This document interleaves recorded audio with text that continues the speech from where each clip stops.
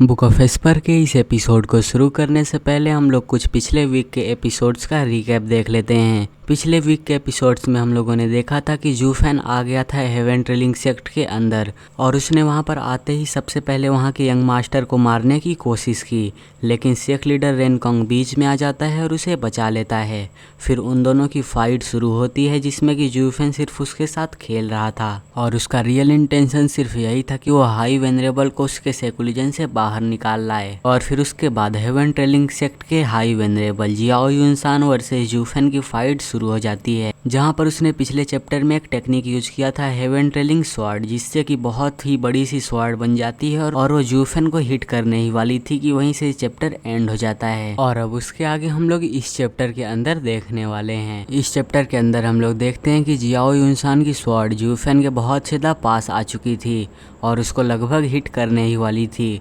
लेकिन फिर जूफेन अपना एक स्टांस लेता है और उस स्वॉर्ड पर एक बहुत ही तगड़ा सा पंच मारता है और उस पंच के पीछे क्लीन की सारी एनर्जी बाहर निकल रही थी और इस टेक्निक का एक नाम भी था, लेकिन वो चाइनीज में लिखा हुआ है। और जैसे ही जूफेन का पंच और हेवन ट्रेलिंग सेक्ट के हाई वेनरेबल का अटैक एक दूसरे से टकराता है, वैसे ही वहाँ का सब कुछ डिस्ट्रॉय हो जाता है और उनके एनर्जी से एक बहुत ही बड़ा सा सर्कल बनता है जिसके अंदर से हाई वेनरेबल की पावर और जूफेन की पावर दोनों मिली हुई थी और वो बहुत ज़्यादा पावरफुल था। और सेक्ट लीडर रेनकोंग को भी उसकी एनर्जी फील हो जाती है और वो बहुत ज़्यादा घबरा जाता है और कांपने लगता है और एल्डर्स बोलने लगते हैं सभी लोग यहाँ से बाहर निकलो। एक इथेरियल स्टेज का कल्टिवेटर सोल हार्मनी लेवल के एक्सपर्ट्स की बैटल के शॉकवेव्स नहीं सह सकता है और उनके इतने बोलने की देर ही थी कि वो सर्कल और भी ज़्यादा बड़ा होने लगता है और अपने अंदर हर चीज़ को डिवावर करने लगता है और वो सर्कल इतना बड़ा होने लगता है कि वो अब डिसाइपल्स की तरफ बढ़ने लगता है और उसने लगभग पूरे सेक्ट को कवर तो कर ही लिया था। और जैसे ही वो डिसाइपल्स उस सर्कल की एनर्जी के अंदर आ जाते हैं वैसे ही वो सभी मर जाते हैं और वो सभी बहुत ज़्यादा दर्दनाक मौत मरते हैं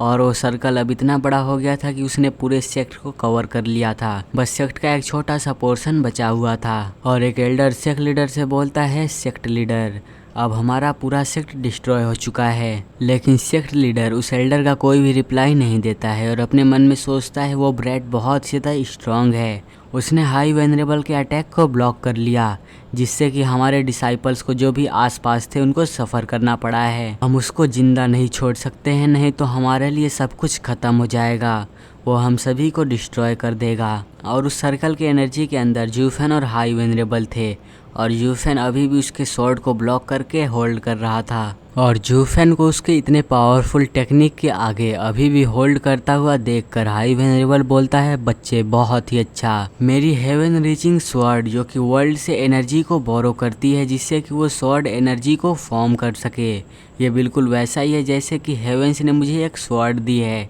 जिससे कि मैं अर्थ को बीच में से स्प्लिट कर सकूं। यहाँ तक कि वेस्टरलैंड्स में ही कुछ सोल हार्मनी एक्सपर्ट्स हैं जो कि इस अटैक को सह सकते हैं और मैं बहुत ही अमेज्ड हो चुका हूँ कि तुम भी ऐसा कर सकते हो। और हाई वेनरेबल को भी थोड़ा परेशानी हो रहा था और वो अपने मन में सोचता है युआन जिंगैंग तुमने बहुत ही अच्छा डिसाइपल अपने लिए पाया है और वेस्टरलैंड्स में ऐसा कोई भी टैलेंट नहीं है जो ऐसा कर सकता है और कोई भी इसका मैच नहीं है। और फिर जूफेन हाई वेनरेबल से बोलता है तुम्हें लग रहा है कि मैं सिर्फ अटैक को ब्लॉक करने वाला हूँ, मुझे लग रहा है कि तुम यहाँ पर मुझे अंडर एस्टिमेट कर रहे हो। और जूफेन की अब एक आँख गोल्डन डिवाइन आई में चेंज हो जाती है और दूसरी एपोक्लिप्टिक थंडर फ्लेम में, और वो बोलता है divine eye of the void का second stage wide annihilating thunder flame. और जैसे वो इतना बोलता है उसकी आंखों में से एक बहुत ही तेज रोशनी निकलती है और वो रोशनी जियाओ युनसान की स्वॉर्ड के बीच में से निकलती है और उसको फाड़ते हुए एंड तक निकल जाती है।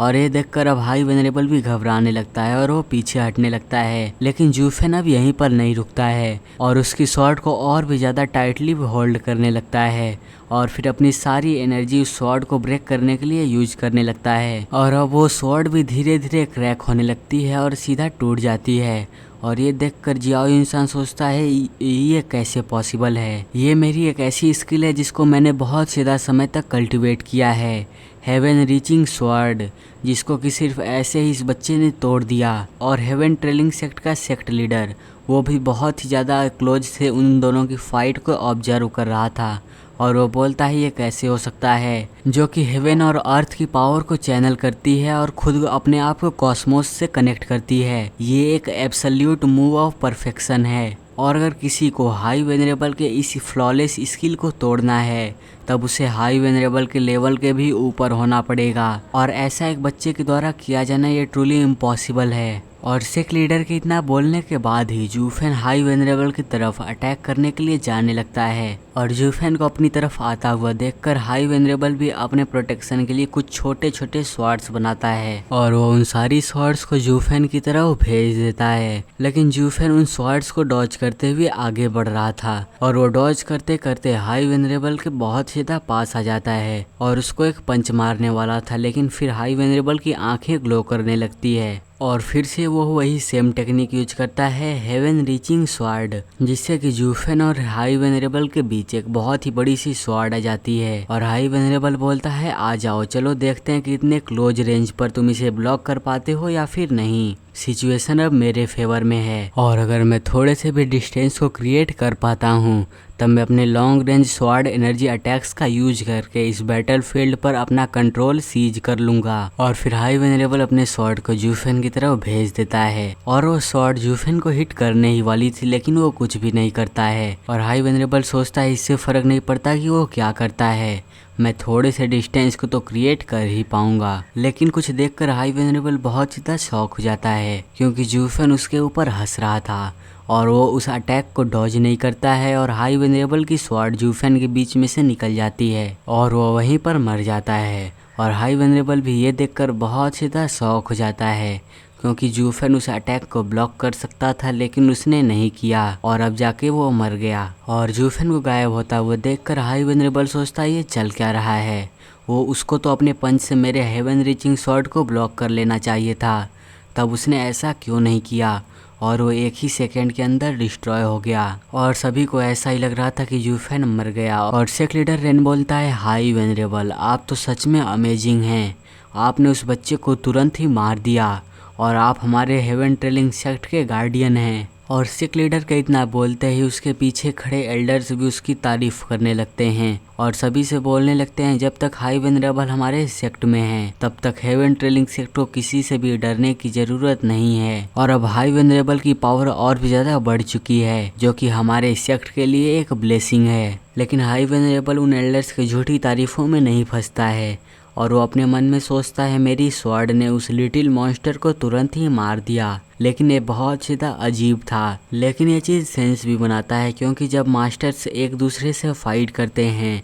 तब लाइफ एंड डेथ, हार और जीत वो सभी एक ही मूव से डिसाइड हो सकते हैं। लेकिन फिर भी उस बच्चे को मारने के बाद भी मेरे अंदर की ये फीलिंग क्यों नहीं जा रही है कि कुछ तो गड़बड़ है। और हाई वेनरेबल के इतना सोचते ही ये चैप्टर एंड हो जाता है और मुझे ऐसा लगता है कि जूफेन ने अभी तक के जितने भी अपोनेंट से फाइट किया है उनमें से ये बहुत ज़्यादा समझदार है और हर चीज़ को ये कैलकुलेट करके अटैक करता है। और आप लोग मुझे कमेंट करके बताओ कि आगे के चैप्टर्स में क्या हो सकता है और हाई वेनरेबल और जूफेन की फाइट और कितने चैप्टर्स चलने वाली है और डबल ड्रैगन गैदरिंग का क्या रिएक्शन निकलेगा जब उन्हें पता चलेगा कि हेवन ट्रेलिंग सेक्ट डिस्ट्रॉय हो गया है। और अगर आप लोगों को अगला चैप्टर जल्दी चाहिए तो इस चैनल को सब्सक्राइब करके इस वीडियो को लाइक कर दो और मुझे कमेंट में ये भी बताना कि आज का चैप्टर कैसा लगा।